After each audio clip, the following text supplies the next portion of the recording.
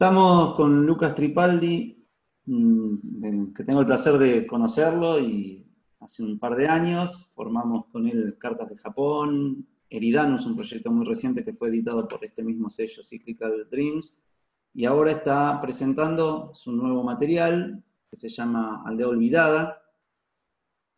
Y bueno, hacer una pequeña especie de intro sobre Lucas, a ver si está bien.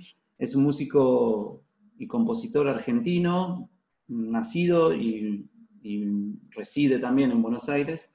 Tiene un álbum muy lindo que sacó hace un año y medio, dos, que se llama Antes de la lluvia. Además de ser parte, como dije, de Vidanus y Carta de Japón, y miembro fundador, junto obviamente conmigo y Esteban Menage, de este sello y esta nueva propuesta que estamos tratando de hacer para todos los músicos que estamos un poco en la movida esta de sintetizadores. Bueno, creo que más o menos dije bien. Perfecto. Vamos entonces con las preguntas. ¿Cuándo te iniciaste, por decir así, en la música y empezaste a conocer la música, además de la música electrónica y los sintetizadores? Si hay un comienzo para esto. Sí, bueno, yo creo que lo dividiría en principio como en dos partes, ¿no? Que, digamos, la primera parte sería cuando empecé a darme cuenta que me gustaba la música como para dedicarme de alguna manera a eso, y otra etapa que sería cuando conocí la música electrónica, ¿no? En principio, digamos, yo más o menos a los 12, 13 años, bueno, yo tengo un hermano que es 3 años más grande que yo, y yo creo que la gran así, revelación, digamos, el artista en ese momento que más me llamó la atención fue Charly García. Mi hermano en ese momento había salido un disco que era la vuelta de Sui Generis, se llamaba Sinfonías para Adolescentes, y me acuerdo que mi hermano lo había comprado y yo qué sé, y ahí fue que, digamos, conocí de alguna manera la figura de Charly García y obviamente con todo lo que conlleva eso, ¿no? Charly rodeado de sintetizadores, nada, toda la locura esa de cuando sos pibe, viste, te llama la atención, teclados por todos lados, aerosol y todo eso. Yo creo que ese fue como el puntapié inicial. A su vez, mi papá, en un viaje de hace, o sea, varios años atrás, había comprado un teclado que era, bueno, lo que se llaman Arranger y demás, que era un Yamaha PCR 190 creo que era, y estaba ahí dando vueltas en mi casa y yo a partir de ahí empecé como a sacar melodías y yo qué sé. Entonces sería como la primera parte. Después, un poco, o sea, después de eso, digamos, y voy un poco como a la segunda parte que te decía, que fue cuando conocí la música electrónica, de a poco yo me fui dando cuenta como que, digamos, además de ejecutar un instrumento, digamos, en este caso teclados, yo qué sé, a mí lo que me interesaba mucho era como la parte técnica, y yo qué sé, y entonces me miraba muchos programas de televisión, digamos, que hablaban o daban tutoriales de música, yo qué sé, y en ese momento había una señal que se llamaba Music Country, en el que a mí me gustaba un programa que se llamaba Tribulaciones. Bueno, ahí fue que, digamos, una de las veces vi a Klaus, la formación de Ernesto Romeo. Entonces, nada, eso realmente fue un antes y un después porque era como una locura para mí. O sea, veía teclados por todos lados, modulares, que no había visto en mi vida, sintetizadores modulares. Y nada, me acuerdo, me voló la cabeza y digamos, además la música, ¿no? O sea, yo en ese momento venía más del palo estaba tocando más el rock progresivo, yo qué sé, y de repente, digamos, aparecía esa música que para mí era muy extraña y todo con teclados, y digamos, un poco ese fue el comienzo de cómo conocí la música electrónica. Bien. Y los primeros artistas, ¿podés nombrar algún otro? Digo, aunque sea de la parte de la música electrónica, o además de Charly García, había algunos otros que te llamaron la atención, digamos. Sí, digamos, subdividiéndolo también como en esta etapa, digamos, en mi primera etapa, que me gustaba más, digamos, todo lo que es el rock progresivo y demás, bueno, me gustaba mucho Floyd, Pink Floyd, Yes, Emerson, Lake and Palmer, Genesis, y después de acá de la música argentina, muy fanático de Charlie, de Spinetta, Divididos me gustaba en ese momento también, digamos, toda como la parte más más del rock. Era muy fanático también, que también ahí se unieron como dos cosas de una banda, que era, bueno, la banda que era el guitarrista de los Cadillacs, que es Minimal, que se llamaba Pest, que fue también una banda en la cual Ernesto Romeo también estaba tocando y también, bueno, era una banda que la seguía bastante, que, digamos, se movía dentro del under, pero a mí me gustaba bastante. Y después, digamos, de la etapa más electrónica, bueno, Tangerine Dream, creo que es el que vamos a nombrar todos en todas las entrevistas. Vangelis, por supuesto. Una etapa que me gusta de Jean-Michel Jarre. Manuel Gosling, me encanta, me gusta. Ashra Temple, entre otros. Muchísimo. Todo lo que es la movida del crowd rock y digamos, del Berlin School, o digamos, toda esa escena experimental que surgía en los 70 en Alemania. Perfecto. Una de las preguntas era las influencias y los artistas favoritos, pero bueno, ya está un poco respondida con esto Tangerine Dream. Ya, Sí, bueno, claramente. ya. ¿A qué edad podés decir que te metés de lleno en la música? Es decir, si hay una edad específica o fue igual. Digamos, a los 13, 14 años, al tener un hermano que era 3 años más grande que yo, digamos, él tenía un amigo, Javier Núñez, con el que yo toqué muchísimos años y fue como, digamos, empezó a venir a mi casa, él ya tocaba, digamos, tenía 3 años más que yo, entonces ya tenía como una banda formada. Y ahí, a los 13, 14 años, fue como, digamos, mi primera banda, pero que estuvimos varios años tocando. Y después de eso, digamos, yo seguí tocando con Javier también muchos años, pero en formato solista él. Y, digamos, ahí me metía más también en el tema de grabación, de producción y obviamente de tocar los sintetizadores y todo eso.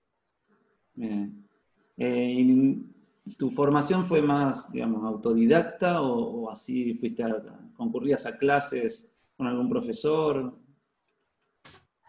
En principio, digamos, sí, tuve una etapa medio de autodidacta y, digamos, tomé varias clases. Haber tomado un año de clases, no sé si un poco menos. Si bien me gustaba y demás, fue como en una etapa mía, yo creo que hoy podría asimilarlo diferente, pero digamos, en ese momento, medio etapa de adolescencia, también uno es más colgado, ¿viste? Y no sé, me hubiera gustado en ese momento aprender bien a leer, por ejemplo, leer música, obvio. Pero no le di mucha pelota en ese momento, pero digamos, sí, fue como un año, digamos, que igual me ayudó un montón, y después sí fue una formación más autodidacta. Eh, En el estudio, digamos, ¿cuál es tu método de trabajo? Sé un poco que usas muchos sintetizadores analógicos, pero bueno, no sé si grabás todo en estudio, contarle a la gente un poco eso, si usás Ableton o usás solo máquinas. Bueno, a ver un poco cuál es tu trabajo en el estudio. Bueno, acá se llega más o menos a ver un poquitito de lo que es mi estudio, que lamentablemente en este momento es el living de mi casa, pero sí, bueno, yo grabo en Ableton. Yo la verdad que vengo de una etapa más de utilizar VSTs, MIDI, yo qué sé, y digamos, también tuve como una gran ruptura hace 5 o 6 años, en la cual por una cuestión adquisitiva, empecé a comprar sintetizadores y demás, y cambié por completo mi metodología de composición. En un principio fue todo, digamos, más in the box, como se llama, digamos, todo dentro de la computadora, digamos, todo en Ableton, pero ya hace varios años que, digamos, yo laburo y compongo todo vía hardware, digamos, o sea, eh, digamos, la computadora la utilizo como si fuera solo para grabar, o sea, y enviar clock, ¿no? Que el clock básicamente lo que envía es una señal por la cual puedo sincronizar las diferentes máquinas, ¿no? Por ejemplo, acá un poco más abajo tengo lo que es la Analog 4, que es de una máquina de Electron, que digamos es la que es un secuenciador, ¿no? Analógico. En realidad es un sintetizador analógico y tiene parte digital, ¿no? Pero en su mayoría es analógico, ¿no? Pero digamos, yo lo utilizo para enviar data, ya sea de clock o con el último firmware ya también se puede enviar MIDI a diferentes máquinas, ¿no? Sería como el cerebro de mi máquina, de mi setup, sobre todo por el tipo de música, digamos, que hago, que me gusta, que es bastante secuencial, digamos, ¿no? Perfecto. Bueno, ya entramos en otra, ya que decís de secuencial, ¿cómo podés definir a tu música? Ya sea por estados, digamos, o sea por una cuestión de género musical.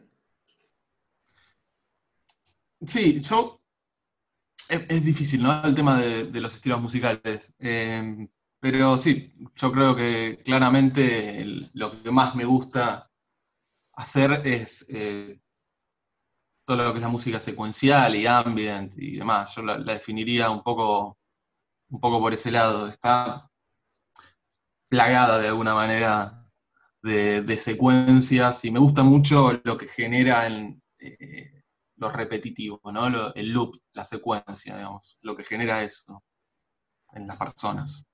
Y digamos, al escucharlo, es como que uno da la posibilidad de que uno, digamos, pueda perderse un poco, que es un poco lo que me gustó, digamos, digamos, de este género de la música electrónica, ¿no? Yo venía quizás del formato más canción, ¿no? Que el formato más canción, si bien me encanta, obviamente, y lo sigo escuchando, tiene como una estructura cronológica un poco más marcada, y digamos, este tipo de música, lo que a mí me atrae mucho es que a veces me pasa a mí escuchar cosas mías que hago, que no me acuerdo las partes, lo que va a pasar en las partes, ¿entendés? O sea, no me acuerdo si va a venir un ruido o no, porque muchas veces lo que hago es improvisar y después, digamos, estructurar ciertas cosas.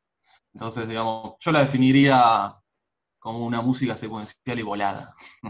Está perfecto. Bueno, y la última es cómo ves la actualidad de la música electrónica. ¿Bien, mal, te gusta, no te gusta? ¿Alguna observación tuya sobre el panorama actual? Es una pregunta muy jodida de responder, pero digamos, a nivel tecnológico me parece una etapa alucinante y hermosa, ¿no? Pensándolo, digamos, con la vista en otra época, digamos, hoy por hoy cualquiera puede hacer esto que hago yo, digamos, estar en el living de su casa y componer un disco, ¿no? Digamos, y poder subirlo a diferentes plataformas y ese tipo de cosas, por lo cual es alucinante. En otra época uno tenía que recurrir a las discográficas con todo lo que conlleva una discográfica. Y hoy por hoy, digamos, cada uno puede subir su material y eso está buenísimo también. Relacionado con la actualidad de los sintetizadores, es alucinante, ¿no? Hoy por hoy uno puede conseguir sintetizadores analógicos, digitales, híbridos, hay una oferta tremenda y, digamos, también hay una oferta de precio tremenda. Si querés comprar cosas, digamos, a nivel hiper pro, podés conseguir cosas, si podés también conseguir Volcas o, no sé, o sintetizadores de Behringer, que obviamente están espectaculares, ¿no? Pero digamos, la gente quizás que comienza o no, digamos, que tiene otro poder adquisitivo, también lo pueden comprar, como también hay oferta de muy Grandmother, ¿me entendés? U otros, o los Prophet, o digamos, otros sintetizadores que son un poco más costosos, y hay una oferta bárbara. En ese sentido, digamos, me parece genial. También lo que sucede en muchos ámbitos, no solo, digamos, en esto en particular, que, digamos, que haya tanto, también a veces hace que uno no se concentre tanto en la música. No lo digo en general, ¿no? A mí hasta también me sucede, ¿no? De que uno quizás a veces se marea un poco en el mundo de las máquinas y de los sintetizadores y en la parte nerd, y yo que sé que me encanta eso, y deja un poco quizás de lado la realidad que es hacer música, al menos en mi caso, ¿no? Entonces, digamos, yo creo que la actualidad es genial, pero también hay que saberla llevar en algún punto y no perderse en el objetivo, ¿no? El objetivo, en mi caso, es hacer música, digamos. Muy Sería bien, un poco eso. perfecto. Así que con esto estaría bien. Sumamos la tercera entrevista al sello Cyclical Dreams con Lucas Tripaldi, Espectacular. que es parte fundadora también del sello. Y bueno, un placer a todos los que vienen ya escuchando este material de Aldea Desconocida. les va a gustar y que conozcan más también de la música de Lucas. La pueden buscar también en todas las redes porque está en su anterior material también, así que un honor y continuamos más con más cíclica. Bueno, gracias. Gracias obviamente por la entrevista y bueno, un placer. Nos seguimos hablando porque tenemos la suerte de compartir junto con Esteban y con Pablo una hermosa amistad y además hoy por hoy estar en este proyecto genial que es Cyclical Dreams. Un abrazo, Pablo. Gracias, Lucas.